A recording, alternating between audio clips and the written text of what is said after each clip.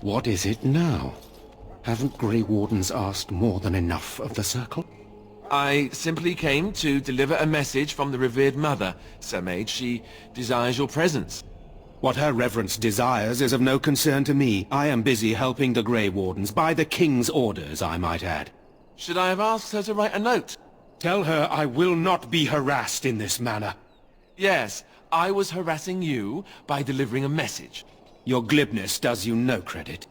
Here I thought we were getting along so well. I was even going to name one of my children after you. The Grumpy One. Enough. I will speak to the woman if I must. Get out of my way, fool. You know, one good thing about the Blight is how it brings people together. It's like a party. We could all stand in a circle and hold hands.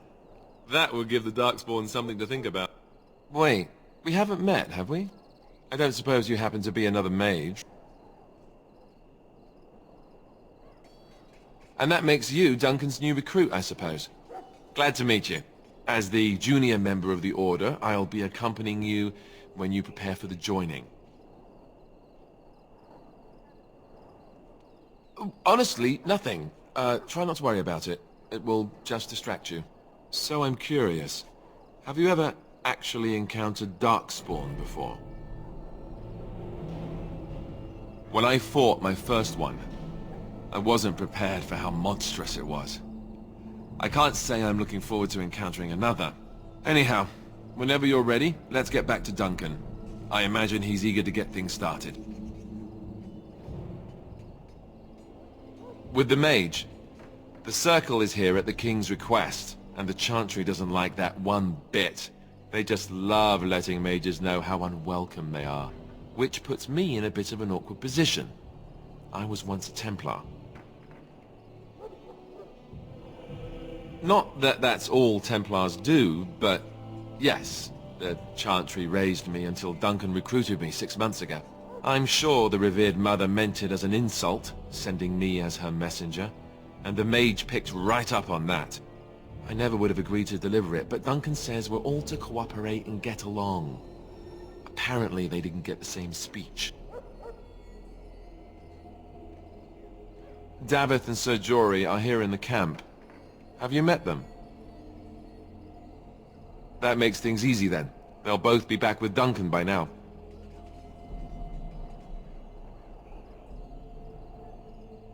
Don't worry, I'll try not to embarrass you. If you have any questions, let me know. Otherwise, lead on. Yes?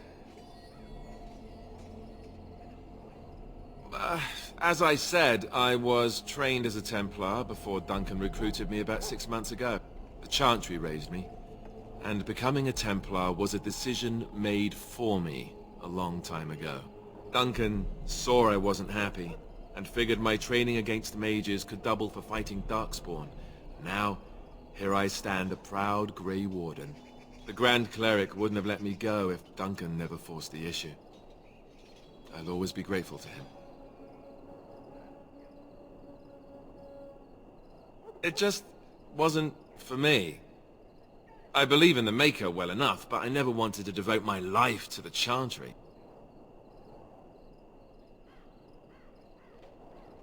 I spent years in that Chantry, hopelessly resigned to my fate. Duncan was the first person who cared what I wanted. He risked a lot of trouble with the Grand Cleric to help me.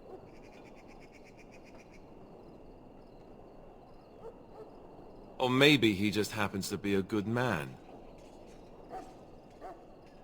What about? So I imagine. What would you like to know? The Grey Wardens are warriors without equal. Darkspawn threatened to destroy the world 4 times over. Each time, the Grey Wardens led mankind to victory. Nobody knows more about Darkspawn, and nobody's better equipped to deal with them. You'll see. Trust me. I don't know if I'd go that far. Duncan says the Grey Wardens do whatever is necessary to protect mankind from Darkspawn. That means some pretty extreme things. whatever it takes to bring victory. Well, let's see. Surely you've heard of Weishaupt Fortress? The great eyrie carved into the White Cliffs far off in the Anderfels? That's where the Grey Wardens once kept their griffins. The griffins died out, however, and our numbers have dwindled since the last Blight. There's only a handful left in Ferelden. A few more in other nations.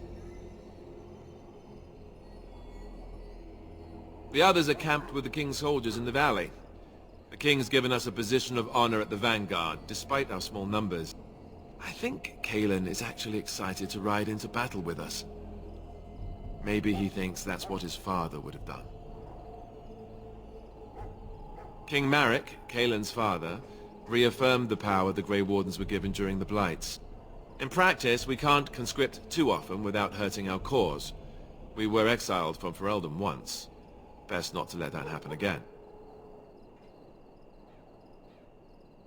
You want to ask me about something else?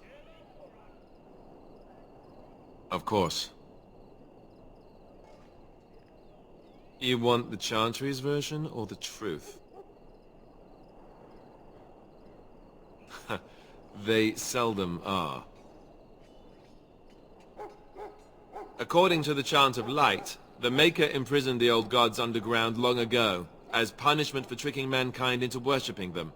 The old gods still whispered to some men, and taught them magic. These men became the Magisters of the Tevinter Empire. The Magisters used their gift to enter the Golden City, tainting it and themselves. They were cast out by the Maker, and became the first Darkspawn. They fled underground, bringing their taint to their gods. The tainted old gods were the archdemons who rose from their prisons and led the Darkspawn against the world. The truth is, we don't really know. They come up from the ground, and that's as far as we've gotten. Yes, and it nearly wiped us out. When defeated, the Darkspawn flee back underground and seek out another old god to taint, thus bringing another blight.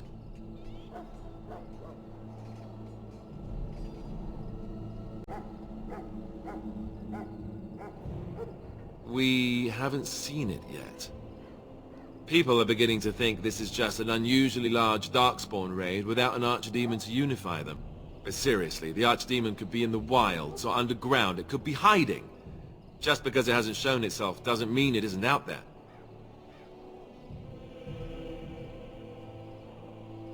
The old gods were dragons, so the stories say. Big ones.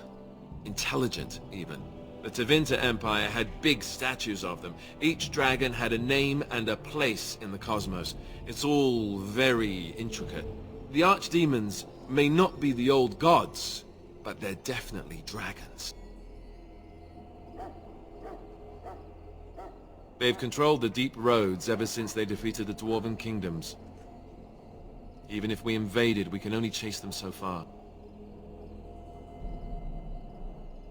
The Grey Wardens killed so many Darkspawn by the end of the last Blight, people decided they were gone for good.